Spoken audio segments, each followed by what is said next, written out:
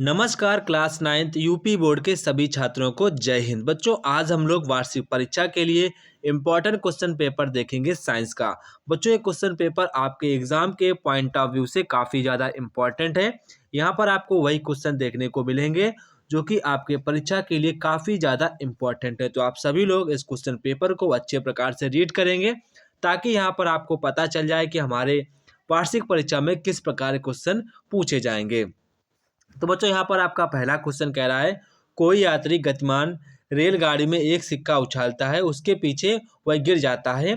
तो इसका अर्थ क्या है कि रेलगाड़ी की गति कैसी होगी। अब बच्चों, हम लोग मान लेते हैं जैसे आपकी रेलगाड़ी है और आप इसके भीतर यहाँ पर बैठे हैं, आप कहीं पर भी जा रहे हैं। तो आपका मन करा, आपने हैंड को अपने बाहर निकाला और आपने सिक्का को ऊपर उछाल दिया, पर यहाँ पर जो सिक्का है आपका नीचे गिर गया। तो ऐसा क्यों हुआ? तो रेलगाड़ी की गति कैसी होगी ताकि सिक्का हमारा पीछे गिर गया।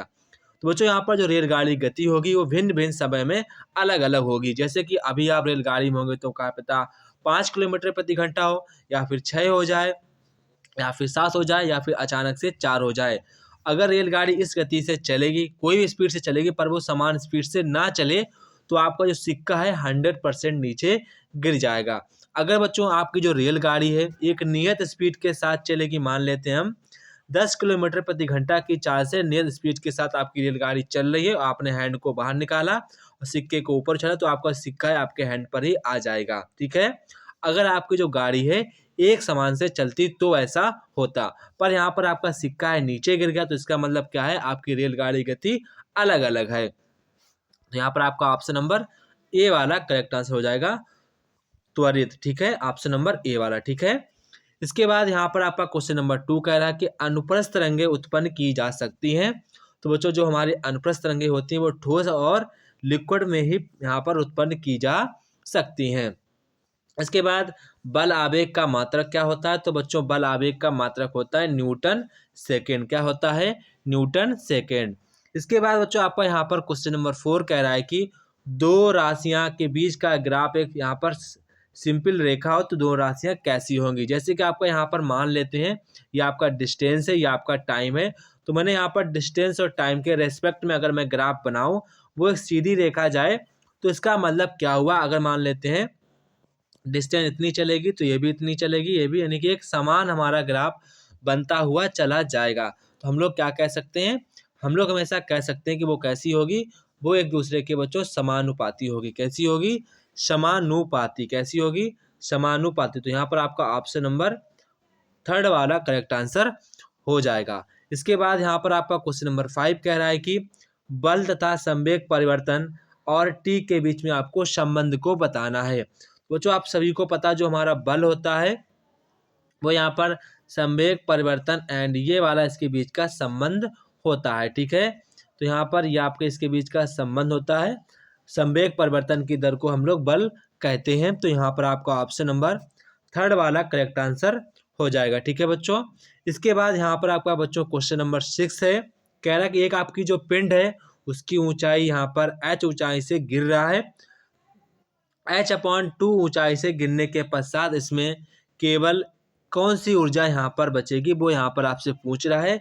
तो बच्चों, यहाँ पर आप देखेंगे कि अगर आप यहाँ पर h ऊंचाई पर खड़े हैं, यहाँ पर आप ऊपर से आपने कोई चीज़ नीचे गिरा दी, इसके बाद आपका मन किया कि मैं इसकी हाफ ऊंचाई पर जाकर यहाँ पर फेंकूंगा, तो इसमें क्या परिवर्तन आपको, इसकी जो ऊर्जा में क्या आपको यहाँ पर परिवर्तन देखने को मिलेगा। तो बच्चों, यहाँ पर जो यहाँ पर आपकी पोटेंशियल एनर्जी होगी, आप ऊपर जितनी ऊपर जाएंगे उतनी आपकी पोटेंशियल एनर्जी बढ़ती जाएगी, और साथ साथ में आपकी यहाँ पर काइनेटिक एनर्जी भी साथ साथ में बढ़ती जाएगी। काइनेटिक एनर्जी भी बढ़ेगी और आपकी यहाँ पर पोटेंशियल एनर्जी भी साथ साथ में बढ़ती जाएगी। ठीक है। तो यहाँ पर अब जब आप यहाँ पर हाफ ऊंचाई पर आ जाएंगे तो आपकी यहाँ पर जो आपकी काइनेटिक एनर्जी होगी वो भी आपकी हाफ हो जाएगी, एंड आपकी जो यहाँ पर जो यहाँ पर काइनेटिक एनर्जी है वो भी आपकी यहाँ पर हाफ हो जाएगी। ठीक है। तो यहाँ पर आपका ऑप्शन नंबर कौन सा सही हो जाएगा? तो बच्चों, यहाँ पर आपका ऑप्शन नंबर दोनों आधी हो जाएंगे। तो यहाँ पर आपका ऑप्शन नंबर 3 वाला करेक्ट आंसर हो जाएगा। ठीक है। इसके बाद यहाँ पर आपका क्वेश्चन नंबर 7 कह रहा है कि बांध में संग्रहित जल में कौन सी ऊर्जा होती है। जैसे आपका ये बांध बना होता है, इसमें पीछे जल भरा होता है, इसमें कौन सी ऊर्जा संग्रहित होती है? तो बांध जो हमारा होता है काफ़ी ऊंचाई पर स्थित होता है, तो इसमें कौन सी ऊर्जा होती है? तो बच्चों इसमें हमारी पोटेंशियल एनर्जी होती है। कौन सी होती है? पोटेंशियल एनर्जी होती है। तो यहाँ पर आपका ऑप्शन नंबर 4 वाला करेक्ट आंसर हो जाएगा। बच्चों यहाँ पर एक बात ध्यान रखेंगे, जब कोई चीज़ या गति मोशन करती है या चलती है तो उसमें हमारी गतिज ऊर्जा उत्पन्न होती है, गतिज ऊर्जा। अगर कोई वस्तु यहाँ पर ठहरी है ऊंचाई पर तो उसमें हमारी स्थितिज ऊर्जा हो जाएगी। कौन सी हो जाएगी? स्थितिज ऊर्जा हो जाएगी। इसको हम लोग कहते हैं पोटेंशियल एनर्जी। क्या कहते हैं? Potential energy. ठीक है। इसके बाद यहाँ पर आपका रसायन विज्ञान आता है। तो यहाँ पर आपसे कह रहा है कि निम्न में से किसमें परमाणुओं की संख्या अधिकतम होगी? तो हमारी किसमें परमाणुओं की जो संख्या है सबसे ज़्यादा होगी? तो वो बच्चों हमारी यहाँ पर हो जाएगी CH4 के 18 ग्राम में। किसमें हो जाएगी? CH4 के 18 ग्राम में हमारे परमाणुओं की संख्या सर्वाधिक हो जाएगी। ठीक है। इसके बाद यहाँ पर कह रहा है कि अक्रिय गैस के अणु होते हैं। तो बच्चों यहाँ पर जैसे हमारी जो अक्रिय गैसें होती हैं, हीलियम होती है, नियॉन होती है, आर्गन होती है, इसके बाद क्रिप्टॉन होती है, Kr जिसको बोलते हैं, जीनॉन होती है, रेडॉन होती है। तो ये हमारी सारी की सारी बच्चों अक्रिय गैसें होती हैं। तो ये अक्रिय गैसें हमारी कैसी होती हैं? ये हमारी बच्चों एक परमाणु होती हैं। कैसी होती हैं? एक परमाणु होती हैं। तो यहाँ पर आपका ऑप्शन नंबर फर्स्ट वाला करेक्ट आंसर हो जाएगा। इसके बाद यहाँ पर आपका क्वेश्चन नंबर 10 कह रहा है ग्रीष्म काल में जल को मिट्टी के बर्तन में रखने पर किस परिघटना के कारण वह ठंडा हो जाता है? आपने देखा होगा जब भी आपके घर में यहाँ पर आपने पॉट देखा होगा मिट्टी का बना होता है, उसमें जब आप पानी को रख देते हैं गर्मियों में तो आपका पानी ठंडा हो जाता है। ऐसा क्यों होता है? ये यहाँ पर आपसे पूछ रहा है। तो बच्चों ऐसा क्यों होता है?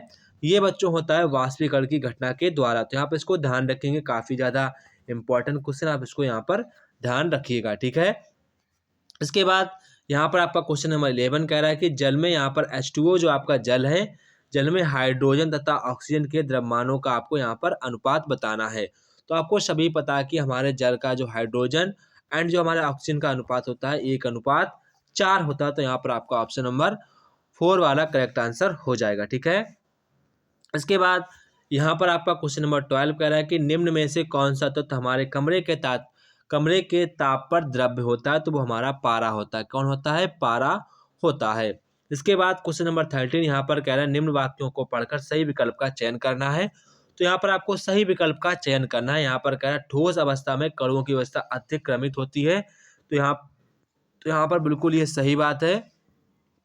ठोस अवस्था में कणों में आकर्षण बल सबसे ज़्यादा कम होता है। तो ये बिल्कुल गलत है। जब भी हमारे कोई वस्तु ठोस क्यों होती है? क्योंकि उसके कणों के बीच का जो आकर्षण बल है सबसे अधिक होता है और उनके बीच की जो अणुओं की जो यहाँ पर संरचना होती है उचित प्रकार से होती है। तो यहाँ पर आपका ऑप्शन नंबर केवल यहाँ पर फर्स्ट वाला ही करेक्ट आंसर होगा। ठीक है बच्चों। इसके बाद बच्चों यहाँ पर आपके जीव विज्ञान के खंड से यहाँ पर आपसे MCQ पूछे जाते हैं। तो यहाँ पर बच्चों आपका पहला क्वेश्चन है कि निम्न में से किस ऊतक की कोशिका में विभाजन की क्षमता होती है? तो यहाँ पर आपके कौन से ऐसे टिश्यू हैं बच्चों जिसमें बच्चों यहाँ पर विभाजन की क्षमता होती है? तो बच्चों हमारे टिश्यू कौन से होते हैं? विभज्य ऊतक। इसका नाम ही है विभाजन हो जाता है तो हो जाएगा विभज्य ऊतक। इसको आप ऐसे ध्यान रखेंगे।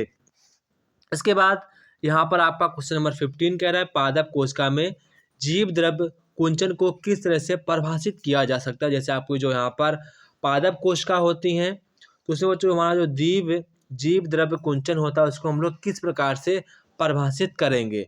तो बच्चों उसको हम लोग परिभाषित करेंगे यहाँ पर अति परासारी माध्यम में कोशिका द्रव का सिकुड़ना। तो यहाँ पर आपका ऑप्शन नंबर 2 वाला करेक्ट आंसर हो जाएगा। ठीक है। इसके बाद यहाँ पर क्वेश्चन नंबर 16 कह रहा है सलीपद और पॉलीपावर रोग में से किसके द्वारा होता है? तो यहाँ पर आपसे पूछ रहा है किसके द्वारा होता है जो हमारा ये रोग है सलीपद या फील पाँव बोलते हैं, ये रोग जो हमारा होता है किसके द्वारा हो जाता है? तो बच्चों ये हो जाता है बुचेरिया के द्वारा। किसके द्वारा हो जाता है? बुचेरिया के द्वारा हो जाता है। इसके बाद यहाँ पर आपका क्वेश्चन नंबर 17 कह रहा है कि निम्न में से कौन बीज उत्पन्न करता है? तो बच्चों यहाँ पर बीज को कौन उत्पन्न करता है? जिम्नोस्पर्म। कौन करता है? जिम्नोस्पर्म जो हमारा होता है वो बीज को उत्पन्न करता है। कौन सा यथार्थ मछली है? तो यहाँ पर कौन सी जो मछली है वो हमारे यथार्थ मछली के नाम से जानी जाती है। तो बच्चों कौन सी है? Dog fish. कौन सी है? Dog fish. इसके बाद क्वेश्चन नंबर 19 है, वायुमंडल में कार्बन डाइऑक्साइड की मात्रा की वृद्धि से क्या नहीं होगा? मतलब कि अगर हमारे वायुमंडल में CO2 की मात्रा को बढ़ा दिया जाए तो हमारे मतलब कि हमारे वातावरण में क्या संभव नहीं है? तो क्या संभव नहीं है? पर्यावरण में अधिक ऊष्मा रोका जा सकता है, पौधों की प्रकार वृद्धि हो जाएगी, ये भी गलत, ये भी गलत, सारे गलत हो जाएंगे। तो बच्चों यहाँ पर हमारा करेक्ट आंसर क्या हो जाएगा? मरुस्थलीय पादपों की यहाँ पर बढ़ोतरी नहीं होगी अगर हमारे वातावरण में बच्चों यहाँ पर अगर हमारे जो पादप हैं वो नहीं बढ़ेंगे। तो यहाँ पर आपका ऑप्शन नंबर 4 वाला करेक्ट आंसर हो जाएगा। ठीक है। इसके बाद निम्नलिखित में से कौन सी ग्रीन हाउस गैस नहीं है? कौन सी ऐसी गैस है जो हमारे ग्रीन हाउस के नाम से नहीं जानी जाती है? तो यहाँ पर आपसे पूछा गया ग्रीन हाउस गैस नहीं है। क्यों पूछा गया है? ग्रीन हाउस गैस नहीं है। ठीक है। तो बच्चों यहाँ पर कौन सी हो जाएगी?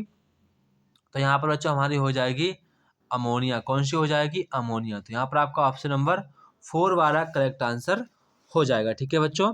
इसके बाद यहाँ पर आपका खंड बा आता है बच्चों। यहाँ पर आपके वर्णनात्मक प्रश्न आते हैं, तो आप इन प्रश्नों को सभी अच्छे प्रकार से पढ़ेंगे। जो भी आपको कहीं पर प्रश्नों को आपको हल करने में दिक्कत आए तो आप हमसे इस नंबर पर क्वेश्चन को पूछ सकते हैं। मैं आपको बाकायदा क्वेश्चन को समझाऊंगा, आपके पास लगाकर भेजूंगा, क्योंकि आप हमारे छोटे भाई जैसे हैं। मैं आपकी पूरी मदद करूंगा। ठीक है। आप मेरे छोटे से भाई ऐसे हैं, तो आपको जो भी क्वेश्चन ना आए आप हमसे इस नंबर पर पूछेंगे, आपको मैं बाकायदा आपको समझाऊंगा। ठीक है। तो बच्चों यहाँ पर आपका पहला क्वेश्चन कह रहा है, एक अग्निशमन कर्मचारी को तीव्र गति से बहुतायात मात्रा में पानी फेंकने वाली रबड़ के नली का पकड़ने में कठिनाई क्यों होती है? स्पष्ट कीजिए। तो बच्चों यहाँ पर आपको पता होगा, जैसे आपकी ये नली है, इधर से पानी जा रहा है और इधर हमारे कोई पकड़े हैं, तो यहाँ पर जितना फोर्स ये आगे की ओर लगाएगी उतना ही फोर्स यहाँ पर पीछे की ओर लगाएगी। तो यहाँ पर न्यूटन के तीसरे नियम के कारण इसको कठिनाई होती है। ठीक है। इसके बाद यहाँ पर आपका क्वेश्चन नंबर 2 कह रहा है, पृथ्वी तथा सूर्य के बीच गुरुत्वाकर्षण बल का परिकलन कीजिए। दिया है पृथ्वी का आपको द्रव्यमान दिया गया है, सूर्य का द्रव्यमान दिया गया, उनके बीच की औसत दूरी दी गई। तो आपको सभी पता है, आपको ये वाला सूत्र लगाना है, capital G capital M1 M2 R²। ये वाला आपको लगा देना है फार्मूला, आपको यहाँ पर उसके बीच का बल गुरुत्वाकर्षण बल आपको यहाँ पर निकल जाएगा। ठीक है बच्चों। आपको M1 की वैल्यू भी दी गई है, M2 की वैल्यू दी गई है। यहाँ पर आप M1 किसी को भी मान सकते हैं, एंड उसके बीच का आपको दूरी दी गई, और कैपिटल G का मान आपको सभी को पता ही होगा। ठीक है। आप सभी लोग कैपिटल G का मान मुझे कमेंट बॉक्स में कमेंट करके बताएं कैपिटल G का मान कितना होता है। देखते हैं कितने बच्चों को पता है। इसके बाद यहाँ पर आपका क्वेश्चन नंबर 3 कह रहा है, ध्वनि क्या है, कैसे उत्पन्न होती है? ठीक है, कैसे उत्पन्न होती है। इसके बाद यहाँ पर कह रहा है, किसी ध्वनि तरंग की तरंग दैर्घ्य, आवृत्ति, उसके वेग किस प्रकार संबंधित है? यहाँ पर आपसे पूछा गया। इसके बाद यहाँ पर आपसे कह रहा है, विशद उत्तरीय प्रश्न। तो बच्चों यहाँ पर आपसे कह रहा है, किसी वस्तु का चंद्रमा पर जो भार है वो पृथ्वी के भार से 1/6 गुना क्यों होता है? आपसे ये पूछा गया है। अथवा में यहाँ पर आपसे कह रहा है, एक इंजन की जो सामर्थ्य है 100 किलोवाट है, इसके द्वारा 1000 किलोग्राम के पिंड को 20 मीटर की ऊंचाई तक उठाने के लिए कितना समय लगेगा? ये आपसे यहाँ पर पूछा गया है। इसके बाद यहाँ पर आपसे क्वेश्चन नंबर 2 कह रहा है कि जब वस्तु पर लगने वाले बल को विस्थापन की दिशा में हो तो किए गए कार्य का यहाँ पर व्यंजक बताना है। तो आपको पता है तो क्या होता है, यह बराबर विस्थापन एंड जो हमारा बल लगता है, यहाँ पर आपको जो कार्य है, यानी जो कार्य है वो आपका होता है विस्थापन बल गुणे विस्थापन इंटू कॉस थीटा। ये आपका व्यंजक होता है। तो आपको व्यंजक को प्रूव करना है, और साथ साथ में इसकी जो आपके वेरिएबल है उनको नाम लिखना है कि एफ क्या होता है, डी क्या होता है, थीटा क्या होता है, डब्ल्यू क्या होता है, सारे आपको यहाँ पर बच्चों बताना होगा, तभी आपको यहाँ पर 3 नंबर मिल पाएंगे। ठीक है बच्चों। इसके बाद बच्चों यहाँ पर आपका रसायन विज्ञान से प्रश्न आते हैं। तो बच्चों यहाँ पर आपसे कह रहा है कि जो हमारी Cl2 गैस होती है, सल्फर होती है, मैग्नीशियम होती है, कि परमाणु संख्या में इनकी जो हमारी बैलेंसी होती है वो आप कैसे प्राप्त करेंगे, संयोजकता को कैसे प्राप्त करेंगे, वो यहाँ पर आपसे पूछ रहा है। ठीक है। इसके बाद यहाँ पर आपसे कह रहा है कि विलयन की जो सांद्रता होती है उससे आप क्या समझते हैं। इसके बाद विलयन में आयतन प्रतिशत का आपको यहाँ पर सूत्र को लिखना है। इसके बाद यहाँ पर आपके लॉन्ग आंसर आते हैं। तो बच्चों जब भी आप लॉन्ग आंसर लिखने जाएं तो हमेशा बच्चों हेडिंग डालकर ही लॉन्ग आंसर लिखने का प्रयास करेंगे, तो आपको पूरे मार्क्स मिलने के चांस बढ़ जाते हैं। तो बच्चों यहाँ पर आपका जो पहला ही क्वेश्चन कह रहा है कि वर्ब के रूप में जल शीतलन प्रभाव रखता है, जबकि भाप के रूप में जल जो हमारा होता है गंभीर जलन कर सकता है। इन प्रेक्षणों को आपको समझाना है। इसके बाद क्वेश्चन नंबर सेकेंड कह रहा है तापमान बढ़ने पर ठोस पदार्थ पर क्या प्रभाव पड़ता है, ये आपको यहाँ पर बताना है। अथवा में यहाँ पर कह रहा है डाल्टन के परमाणुवाद सिद्धांत के आधार पर रासायनिक संयोग के नियम की आपको यहाँ पर व्याख्या करनी है। इस क्वेश्चन को आप सभी लोग इम्पोर्टेंट लगा लीजिए। ये क्वेश्चन आपके एग्जाम के पॉइंट ऑफ व्यू से काफ़ी ज़्यादा इम्पोर्टेंट, आप इसको अभी तैयार कर लीजिए, ठीक है। इसके बाद यहाँ पर आपका क्वेश्चन नंबर 8 आता है। या आपका जीव विज्ञान से आते हैं क्वेश्चन, तो यहाँ पर आप जीव विज्ञान के एक पोर्शन को अच्छे प्रकार से तैयार करेंगे। हर बच्चा जीव विज्ञान में मार खा जाता है, तो आप अच्छे प्रकार से जितने भी यहाँ पर आपको क्वेश्चन मिल रहे हैं आपके परीक्षा के लिए काफ़ी ज़्यादा इंपॉर्टेंट है, आप इनको अच्छे प्रकार से तैयार करना है, ठीक है। तो यहाँ पर आपका पहला क्वेश्चन कह रहा है कि माइटोकॉन्ड्रिया की जो हमारी संरचना होती है, रासायनिक संगठक और आकार आपको संक्षेप में वर्णन करने हैं।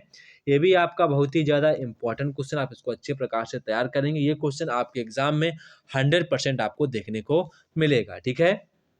इसके बाद यहाँ पर आपका क्वेश्चन नंबर 9 कह रहा है स्थायीकारी वनस्पतियाँ मृदा अपरदन को रोकती हैं, स्पष्ट कीजिए। जो हमारी स्थायीकारी वनस्पतियाँ होती हैं, जैसे कि ये आपकी नदी है, ठीक है, ये आपकी नदी है। यहाँ पर स्थायीकारी जो हमारी पौधे लगे हैं उन्हीं को तो हम लोग क्या कहते हैं, वनस्पतियाँ कहते हैं, जो मतलब कि उखड़ नहीं सकती कभी भी। तो वो यहाँ पर मिट्टी जो यहाँ पर होगी उसको यहाँ पर जाने नहीं देंगी, ठीक है। यही यहाँ पर आपसे कह रहा है, ठीक है। इसके बाद यहाँ पर आपका क्वेश्चन नंबर 10 है।